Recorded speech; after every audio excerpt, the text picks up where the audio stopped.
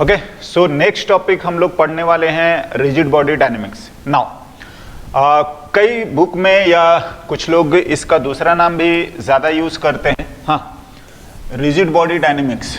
और इसी चैप्टर का ये भी हम लोग लिखते हैं रोटेशनल मोशन। हाँ, दोनों मोर और लेस आपका सेम ही है। थोड़ा सा देखिए, पहला बात तो ये रिजिड बॉडी डायनेमिक्स लिखा गया है, दूसरा हम लोग रोटेशनल मोशन लिख रहे हैं। नो डाउट हम लोग ज़्यादा इसी के बारे में बात करते हैं। रोटेशनल मोशन अगर बोला जाए, हाँ मोशन बोला जाए, तो 3 parameter, displacement, velocity and acceleration. हाँ, जनरली हम लोग ट्रांसलेशन या जो डिस्प्लेसमेंट वेलोसिटी पढ़ते हैं वो प्योर ट्रांसलेशन। हाँ, यहाँ पर रोटेशन में, सर्कुलर मोशन में हमने बताया भी है या आप भी पढ़े होंगे कि angular displacement, angular velocity and angular acceleration. So ये तीनों टर्म जो है आपका मोशन का तो यहाँ यूज होना ही है। हाँ, उसके साथ साथ यहाँ पर आता है डायनेमिक्स। डायनेमिक्स का मतलब आप समझ रहे हैं कि कॉज ऑफ मोशन, हाँ, एज वेल एज मोशन, दोनों की एनालिसिस, है ना। तो बात बिल्कुल सही है, analysis of motion with their cause, तो हमारे लिए ये ज्यादा बेटर रहेगा।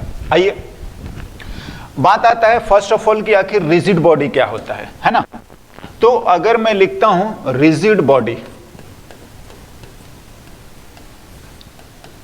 रिजिड बॉडी, देखिए अगर रिजिड बॉडी को थोड़ा सा अगर हम लोग बात करें तो हमारे भी एक परसेप्शन में रहता है, जैसे मैं यही दिखा रहा हूं तो मार्कर, हाँ, हम लोग मानते हैं कि ये रिजिड है। हाँ, जैसे बिल्डिंगें हैं, रूम है, बेंच है, हाँ, कंप्यूटर है, फोन है, तो ये सब चीजें हम मानते हैं कि ये रिजिड है। हाँ जी ना, अगर मैं दिखाऊं अपना हाथ तो ये रिजिड नहीं।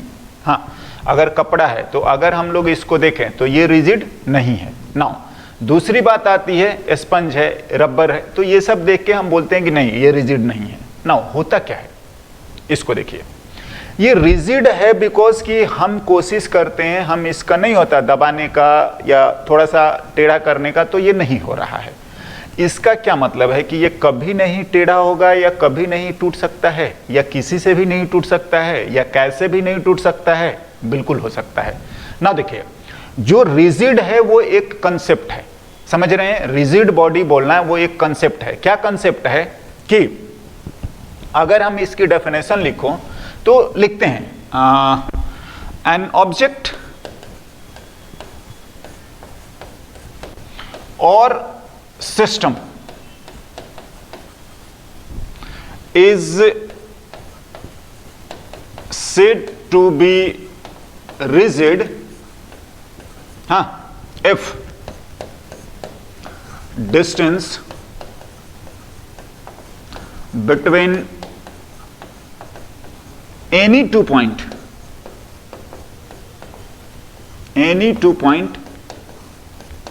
remain fixed या constant, हाँ, या हम लोग कांस्टेंट। देखिए, बोला ये जा रहा है कि जब तक ये मार्कर ऐसे ही है, मतलब आप इधर से भी तोड़ सकते हैं, इधर से भी तोड़ सकते हैं, बीच से भी तोड़ सकते हैं, हाँ, तो अगर कहीं से भी, सीधी सीधी बात है, किसी भी 2 पॉइंट का अगर सेपरेशन चेंज हो जा रहा है, डिस्टेंस चेंज हो जा रहा है, तो फिर वो रिजिड नहीं रहेगा। या ऐसा बोलिए कि जब तक ऐसा हो पा रहा है तभी तक हम उसको क्या बोलेंगे, रिजिड। किसको, ऑब्जेक्ट या आपका क्या, सिस्टम।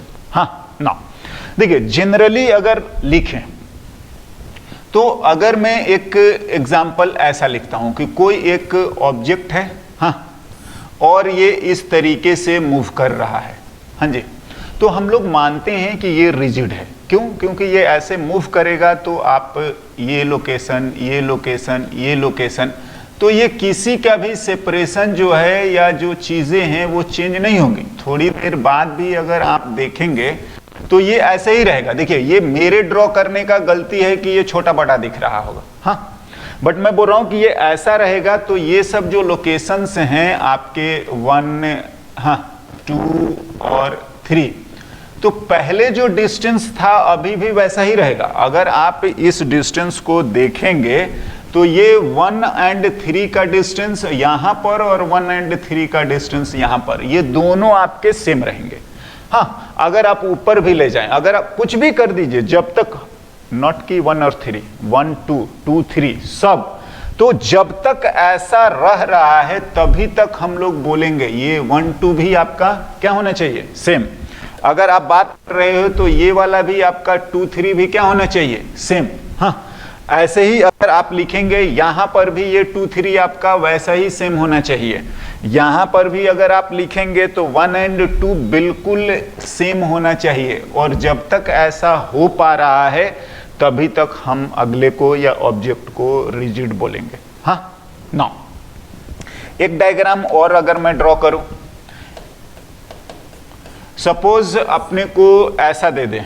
जनरली हम लोग क्या लिखते हैं, ये M1 है और ऐसा अगर मैं लिख लेता हूं कि ये हमारा M2 है, अलग अलग, और बीच में स्प्रिंग से कनेक्टेड है। तो देखिए, अगर आप लिख रहे हो कि ये V1 है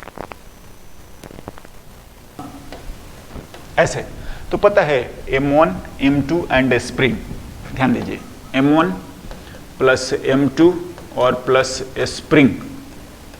हाँ, ये आपका जो है ना रिजिड बिहेव करेगा, रिजिड बिहेव करेगा कब, इफ V1 इक्वल्स टू क्या हो जाए, V2। ध्यान से, अगर ये दोनों बराबर हो गए तो किसी भी दो पॉइंट के बीच का सेपरेशन कम या ज्यादा नहीं होगा, मतलब आप बोल लीजिए कि फिक्स रहेगा। हाँ, और जब तक फिक्स है, मैंने बोला भी कि मान लीजिए कि आप मेटल, लोहा या जो भी आप टफेस्ट से टफेस्ट कुछ भी मान रहे हैं, वो तभी तक है जब तक कि उसका वो शेप, उसकी वो जो ज्योमेट्री मेंटेन्ड है। और आप जानते हैं कि हम कभी ना कभी कैसे ना कैसे हम चेंज कर ही सकते हैं। हाँ, सो रिजिड बॉडी ऐसा परमानेंट बोलना कुछ हमारे लिए तो बिल्कुल सही नहीं होगा। ये हमारे लिए एक कंसेप्ट है और कोई परमानेंट चीज नहीं है। हाँ, हम अपने सहूलियत या अपनी समझ के लिए जरूर मानते हैं आयरन है या जो भी हार्ड ऑब्जेक्ट है वो रिजिड है, but that is not permanent. Anyway, अगर ऐसा हो गया तो ये रिजिड है। एंड अगर आपका ऐसा हो गया, हाँ जी, अगर मैं लिखता हूं, अगर आपका ऐसा हो गया कि V1 not equals to V2 हो गया ना, देन नॉन रिजिड, देन बिल्कुल, तो यही सिस्टम फिर रिजिड नहीं रहेगा। नाउ इसी तरीके से चलिए एक और अगर मैं आपको समझाने के लिए लिखूं एग्जाम्पल, सपोज एक रिंग है और इसमें अपने को दो स्मॉल बिट्स दिया हुआ है। चलिए मैं ए लिख लेता हूं, एक ये भी है और इसको मैं बी लिख लेता हूं। ये ओमेगा ए से चल रहा है और हाँ ए, और अगर ये चलिए ओमेगा, सॉरी वी नहीं ओमेगा, है ना, ओमेगा बी से चल रहा है। हाँ, तो अगर आप लिखोगे ना कि for A plus B plus ring, तो ये पता है आपका नॉन रिजिड हो जाएगा।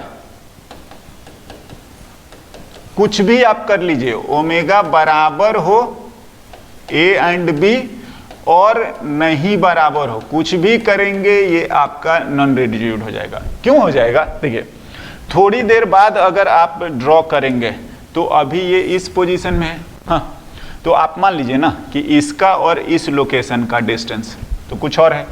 थोड़ी देर बाद अगर आप ड्रॉ करोगे तो ये तो कुछ पोजीशन इस तरीके से चला जाएगा। हाँ जी, मान लीजिए अगर ये यहाँ और यहाँ पहुंच जाता है, मीन्स ये A1 हो गया और ये B1 हो गया, तो नो डाउट ये जो लोकेशन था इसका तो सेपरेशन इससे चेंज हुआ ना। हाँ, तो इवन जो सिस्टम का पार्ट है और किसी एक का भी चेंज हो गया, मतलब अल्टीमेटली ये मूव करेंगे तो रिंग से तो इसकी लोकेशन चेंज हो ही रही है। हाँ, तो ये क्या बिहेव करेगा कि ये आपका नॉन रिजिड बिहेव कर देगा, कुछ भी कर लीजिए। दूसरी बात, अगर हम लोग ये केवल कंसीडर करें फॉर ए प्लस बी, मतलब हम लोग स्मॉल रिंग को, तो पता है अगर आपका, हाँ omega A equals to omega B हो जाए तो फिर ये रिजिड हो जाएगा। ध्यान दीजिए, क्यों? क्योंकि अभी देखो ए और बी ही है ना, तो ए बी का सेपरेशन अभी भी उतना ही है और यहां करोगे तो अभी भी उतना ही है। आप जैसे मैंने ये जो ग्रीन और जो भी पर्पल लाइनें ड्रॉ करी है, तो ये आप वायर मान लीजिए। वायर मान लेंगे तो आप समझ ही रहे हो कि ये फिक्स्ड जैसा बिहेव करेगा, ए से बी और A1 B1 भी। तो ए और बी को अगर आप केवल सिस्टम का पार्ट मानेंगे, हाँ, तो हमारा अगर ओमेगा ए और ओमेगा बी बराबर रहा तो ये रिजिड बिहेव करेगा, राइट। नाउ सिमिलरली अगर आप अगेन ये ऐसा हो गया ना कि omega A equals to omega B नहीं है, हाँ, देन आपका नॉन रिजिड हो गया। समझ रहे हैं? तो ये हमारा है, मैं बोल तो ना हूं सीधा सीधा कि किसी भी दो पॉइंट के बीच का सेपरेशन चेंज हुआ, एक का भी नहीं होना चाहिए, तभी तक वो हमारा ऑब्जेक्ट जो है वो रिजिड है, राइट। नाउ अब बात आती है कि इतना सब हम लोगों ने रिजिड एंड रिजिड बोला है, रिजिड प्रूफ करना या रिजिड होने का एडवांटेज क्या है। चलिए हम एक अगेन डायग्राम ड्रॉ करके समझने की कोशिश करते हैं कि इसका एडवांटेज क्या है। हाँ, नाउ मैं एक रिजिड ऑब्जेक्ट ड्रॉ करता हूं इस तरीके से।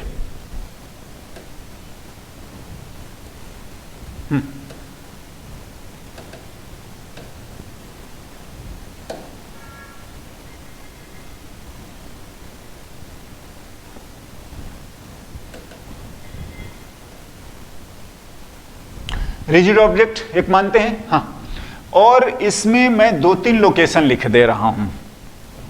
सपोज हम लोग लिख रहे हैं एक ए, हाँ, दूसरा चलिए बी और तीसरा हम लोग यहां कहीं लिख लेते हैं सी।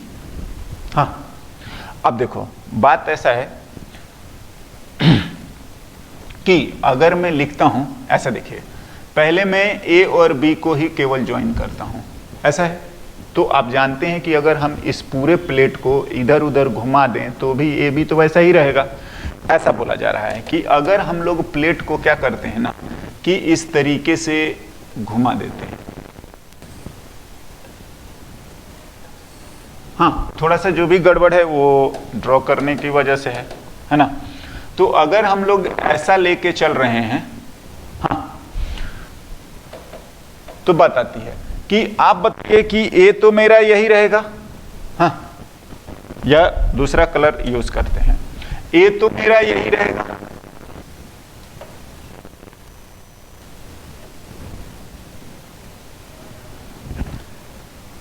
और बी भी हमारा वैसा ही रहेगा, और आप समझ लीजिए ये वाला चीज है। हाँ, ना अगर आप ध्यान देंगे ना तो हम लोगों ने ऐसा काम करा है। देखिए अगर इसको नहीं, इसी के अबाउट, तो अगर मैं इसको लिखूं तो इस लाइन से इतना ये घुमा दिए हैं। हाँ, चलिए हम लोग इसको लिख लेते हैं आपका जो भी अब बोल रहे हैं एंटी क्लॉकवाइज। तो ऐसा घुमाया गया है। एक बात ये होती है कि हम इसको इस तरीके से रखे थे, अभी सी को नोटिस नहीं कर रहे हैं, हम केवल और ए बी को देख रहे हैं। तो देखिए क्या है, मैं अगर लिखूं कि ए को फिक्स करके और बी को मैंने घुमाया है, तो आप इस बात को नोटिस करिए कि theta of B with respect to A जो भी लिख रहे हैं, थीटा बी का विथ रेस्पेक्ट टू क्या है, ए है आपका theta B with respect to A, क्योंकि हम ए को फिक्स करके और बी को ऐसे घुमाया है। हाँ, नाउ अगर ध्यान देंगे ना तो मैं बी को फिक्स कर दे रहा हूं, बी को फिक्स कर दे रहा हूं। हाँ, तो अब आप ए को देखो, मतलब मैं बोलूंगा कि ऐसे देखो, मैं बी को ही फिक्स कर दे रहा हूं, तो बी को ही मैं फिक्स कर दे रहा हूं। मैं लाइन को ड्रॉ करता हूं, यही ड्रॉ करता हूं इसी कलर से। मैं अगर बी को ही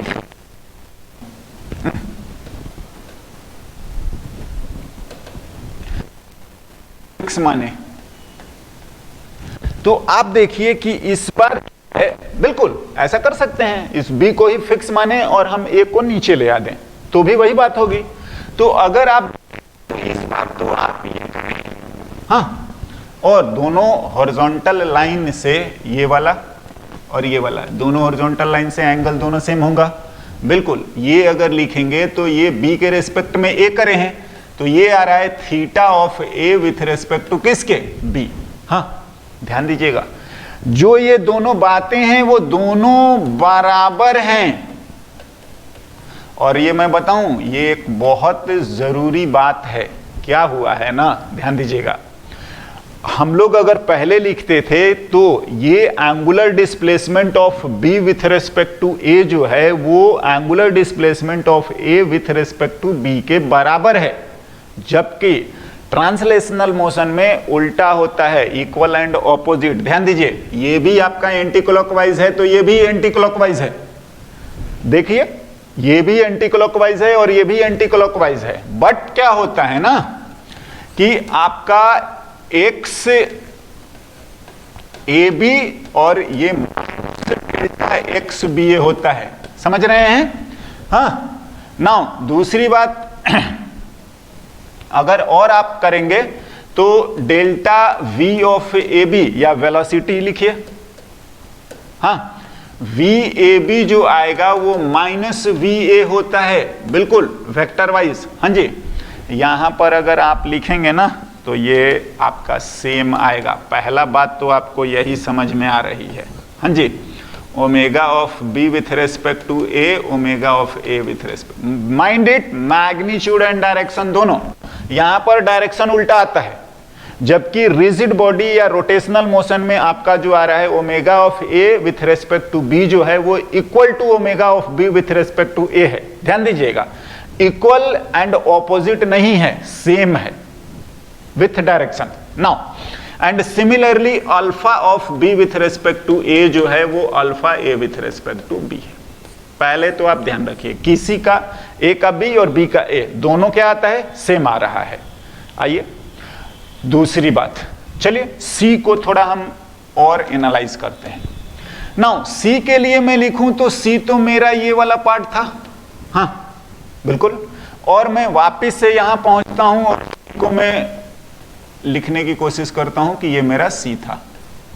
हाँ, अब देखिए, अगर आप ऐसा करिए ना, इन सब को A लिखे हैं तो इसको A1 एंड C1 कर दे रहे हैं।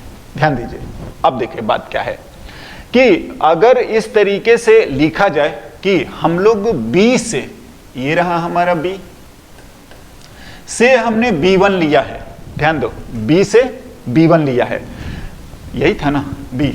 तो अगर आप इसमें पूरा ड्रॉ करेंगे तो मैं इस डायग्राम को एक बार और ड्रॉ करता हूं। ये जो डायग्राम होता है ये तो मेरा कुछ ऐसा चलने वाला था, हाँ, और ये ऐसा था और ये ऐसा था और ये ऐसा था। बिल्कुल ध्यान दीजिए, मैं क्या समझाना चाह रहा हूं कि मेरा C जो था वो A के बजाय C तो कहीं यहां था। चलिए कलर दूसरा ही यूज करता हूं या लिख सकते हैं, ये मेरा C था। हाँ, तो पहले अगर ध्यान दीजिएगा तो ये मेरा आपका आ रहा है ये बात, ये A से, थोड़ा सा समझ लीजिए आपका काम हो जाएगा, A से C एंड A से C1। हाँ, मैं बोल रहा हूं A से C जितना गया है, घुमाइए, तो B जैसे गया है वैसे ही C भी गया होगा। मैं क्या बताना चाह रहा हूं कि जितना आपका थीटा BC है उतना ही ये भी है। ध्यान दीजिए, पहले तो ये जो था BA और ये, तो बात ऐसा आ रहा है कि एंड ये भी आ रहा है कि थीटा ऑफ BA के रेस्पेक्ट में थीटा ऑफ CA के रेस्पेक्ट, सॉरी ओमेगा नहीं, C with respect to A भी सेम ही आ रहा है। ये जो हम लोग लिख रहे हैं ये आपका जो आ रहा है वो theta of C with respect to किसके है, A। कैसे आ रहा है, देखो अगर आप लिखोगे तो ये चीज है, लिखेंगे तो ये C और B, तो C और B ये वाला चीज तुम्हारा, कलर यूज करें दूसरा,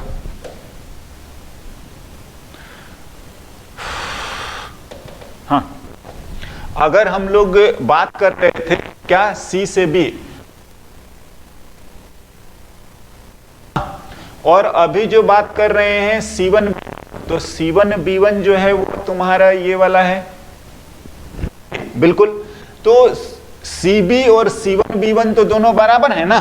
क्यों ऐसा कि CB और इक्वल्स टू C1B1, बोल ही रहा है कि ये रिजिड है, तो रिजिड है तो किसी भी दो ऑब्जेक्ट के बीच का चेंज नहीं होगा। ध्यान दीजिए, B A के बराबर, हाँ, और वो C A के बराबर क्या है। अगर आप ध्यान से, क्या बोला जा रहा है ना, अगर आप A के रेस्पेक्ट में B का बोलोगे, हाँ, तो उतना ही दूसरे का भी आएगा।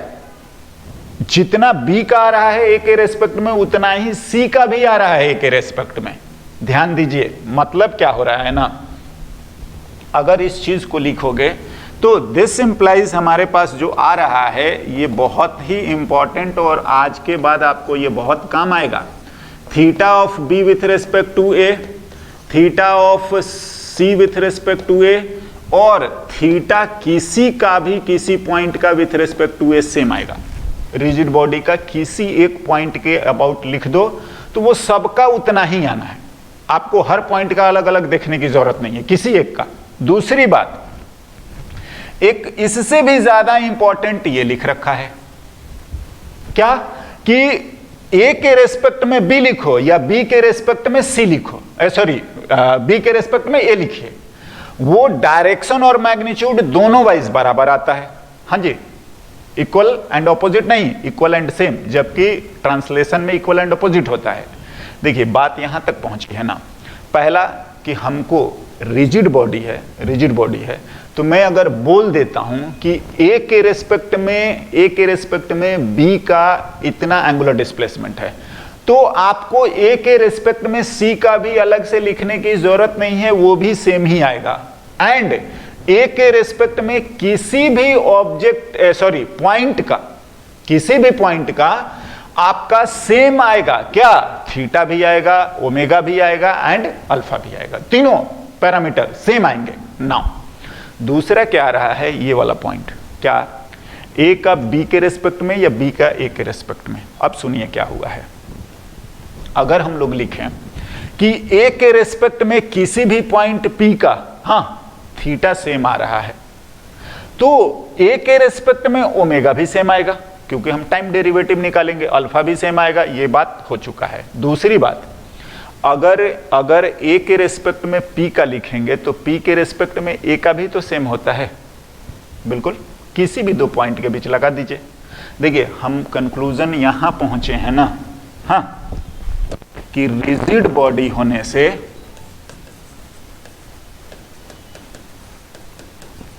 फॉर अ रिजिड बॉडी, हाँ, theta, omega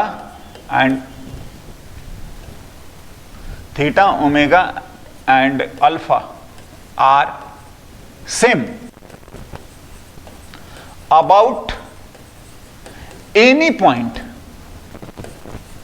on the rigid body. ध्यान से रखिएगा, दिस एम्प्लाइज ये बोल रहे हैं कि omega A B, omega B A, omega P A, हाँ, सबका ये सब नहीं लिखते, चुपचाप आप ओमेगा लिख दिया करो। मतलब क्या होता है ना कि अब रिजिड बॉडी के लिए कहां हम पहुंच चुके हैं कि रिजिड बॉडी का सीधा सीधा जो है आपका केवल और केवल आप ओमेगा बोल दो, किसी भी पॉइंट का किसी के अबाउट। मतलब रिजिड बॉडी का एंगुलर वेलोसिटी, एंगुलर डिस्प्लेसमेंट और एंगुलर एक्सेलरेशन एक ही होगा। आप किसी भी पॉइंट के अबाउट किसी और का लिखिए, हाँ, या चुपचाप आप सीधा ही बोल दीजिए, सबका सेम आता है। और ये एक रिजिड बॉडी बोलने का बहुत बड़ा एडवांटेज है। मतलब आप अब ये नहीं ढूंढना है कि ये पॉइंट का इसका, ये पॉइंट का इसके रेस्पेक्ट में, ये सब झंझट ही खत्म हो चुका है। हाँ, नाउ इसी तरीके से आप चाहें तो अल्फा वाला भी लिख सकते हैं, थीटा भी होता है, समझ रहे हैं, ए बी अल्फा बी ए। जबकि ध्यान रखना, ट्रांसलेशनल मोशन, डिस्प्लेसमेंट, वेलोसिटी और एक्सेलरेशन में यही सारे रिलेशंस जो होते हैं सेम नहीं आते। दूसरी बात, रिलेटिव वाला ए का बी और बी का ए भी इक्वल एंड ऑपोजिट होता है, हाँ, तो वो सेम होता है ना, ये तो पहले सेम आएगा। और ये भी ओमेगा पी ए भी आपका, सॉरी ओमेगा नहीं अल्फा ना, तो अल्फा भी हमारा सेम आएगा, अल्फा पी का ए, राइट। तो ये फॉर रिजिड बॉडी ये एडवांटेज है, मतलब आप चुपचाप आप अल्फा लिखा करो कि रिजिड बॉडी का ये अल्फा है। अब देखिए जो हम लोगों ने बातें लिखी है, यही मैं बोल रहा था कि रिजिड बॉडी का ये एक स्पेशल कैरेक्टर आ गया है, लेकिन नो डाउट रोटेशनल मोशन हमारा वही चलेगा, कैलकुलेशन वही चलेगा जो कि हम लोगों ने पहले करे हैं, या किसी को ज़्यादा ही उसमें प्रैक्टिस और डेरिवेशन की ज़रूरत है तो आप सर्कुलर मोशन रेफर करिए, उसको हो तो दोबारा देख लीजिएगा, है ना। नाउ मैं लिखता हूं कुछ स्पेशल केसेस फॉर, अगर हम लोग अल्फा इक्वल्स टू कांस्टेंट लिख ले। अब मैं बोल रहा हूं सीधा सीधा आप इतना ही समझिए कि अल्फा ओमेगा और थीटा ही होता है किसी का किसी के रेस्पेक्ट में, रिजिड बॉडी में, दैट्स ऑल। नाउ तो दिस इंप्लाइज कि हम लोग omega equals to omega not plus alpha T लिखते हैं। हाँ, अगर आप थीटा लिखेंगे तो omega not T plus half alpha and what T square, and अगर आप ओमेगा स्क्वायर ओमेगा नॉट का स्क्वायर एंड 2 अल्फा थीटा। हाँ, मैं बोलूँगा ये सारे इक्वेशंस जो हैं रोटेशनल मोशंस के जो हैं ये सब अप्लीकेबल हैं, जैसा कि हम लोगों ने सर्कुलर मोशन में भी पढ़ा था, राइट। नाउ अगर आप बोलते हैं कि कोई ऑब्जेक्ट या पार्टिकल या ऐसा सर्कुलर मोशन कर भी रहा है तो कुछ कुछ और जो रिलेशंस थे आप उनके, ये अगर आर है, ये अगर ओमेगा है, इसी पॉइंट पी पर हैं, और वेलोसिटी आपकी ये v है। हाँ, तो हम लोग जानते हैं कि v equals to omega R होता है। हाँ, नाउ वेक्टर रिलेशन में भी आएंगे तो ये आ जाता है ओमेगा क्रॉस, हाँ जी, ओमेगा क्रॉस आर ही हमारा ये आ जाएगा। और वेक्टर रिलेशन अगर हम लोग लिखें, वेक्टरली लिखेगा तो v, हाँ देखिए ध्यान दीजिए थोड़ा सा, अगर हम लोग ऐसा ओमेगा लिख रहे हैं तो ओमेगा ऐसा लिखने का मतलब जिस डायरेक्शन में आप, ये वेक्टर का रिलेशन, ओमेगा कर्ल हो रहा है, आप कर्ल करिए राइट हैंड पाम को, थंब का डायरेक्शन हमारा ओमेगा हो जाता है, तो ये। एंड अगर आप r समझना चाह रहे हैं तो r को बिल्कुल जिस भी पॉइंट पर जाएं तो ये मेरा r वेक्टर है, हाँ जी, वेलोसिटी मेरा इधर है, तो ओमेगा इधर है बाहर ओमेगा, और r की तरफ आप जाइए तो थंब जा रहा है वेलोसिटी, मतलब v जो होता है वो ओमेगा क्रॉस कितना r। ये वेक्टर रिलेशन में बोल रहा हूं, ये सब हम लोगों ने बाकायदा सर्कुलर मोशन में अच्छे से डेराइव भी करा है, हम लोगों ने पढ़े भी हैं, इसके कुछ न्यूमेरिकल्स भी लिखे हैं, राइट। सो ये मेरा बस पर्पस था कि रिजिड बॉडी में भी ये सब एज इट इज अप्लीकेबल है, और आप रिजिड बॉडी को जरूर समझिए कि ये इतनी चीज है। हाँ, नाउ नेक्स्ट हम अब आते हैं, स्पेशली हमारा जो अभी फोकस है वो तो है आपका रोटेशनल मोशन पर ही, रिजिड बॉडी के डायनेमिक्स पर।